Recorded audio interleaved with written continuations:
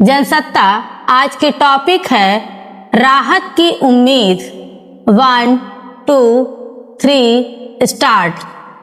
America और Iran के बीच संघर्ष को समाप्त करने तथा होर्मुज़ जलमार्ग को फिर से खोलने पर बनी सहमति भारत समेत दुनिया के कई देशों के लिए संकट से राहत मिलने की दिशा में एक महत्वपूर्ण कदम है। द्विपक्षीय शांति समझौता पर 19 जून को स्विट्जरलैंड में हस्ताक्षर किए जाने का प्रस्ताव है। इसके लागू होने से निश्चित तौर पर वैश्विक आपूर्ति श्रृंखला फिर से बहाल हो जाएगी, जिससे खासकर वैश्विक ऊर्जा बाजार पर दबाव कम होगा और ऊर्जा की पर्याप्त उपलब्धता के साथ साथ इसकी कीमतों में भी गिरावट आएगी। मगर अमेरिका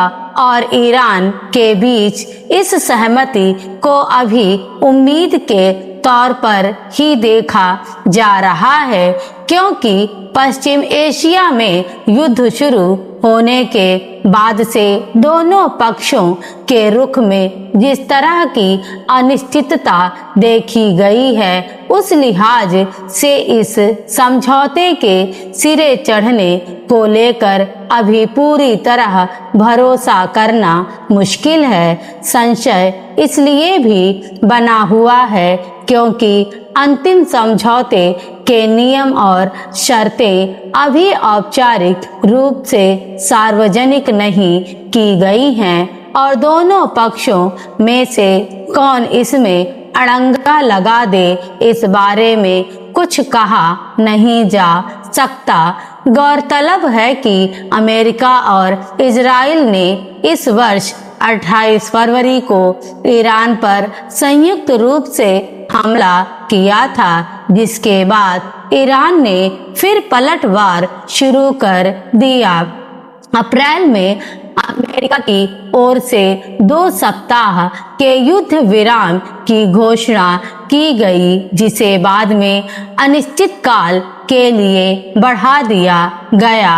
हालांकि इस बीच दोनों ओर से छिटपुट हमले होते रहे, लेकिन सबसे ज्यादा नुकसान होर्मुज़ जलमार्ग को बाधित करने से हुआ, जिससे वैश्विक स्तर पर ऊर्जा का संकट खड़ा हो गया।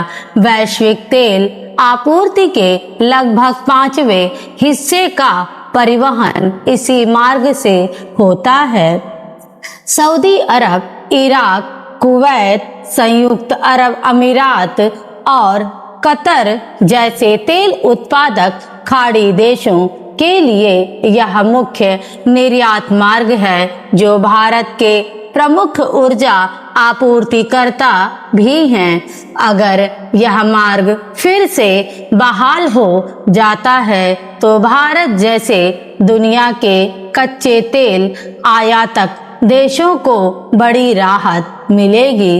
इससे तेल आपूर्ति को लेकर चिंताएं कम होंगी, माल ढुलाई लागत घटेगी और महंगाई पर दबाव भी कम होगा।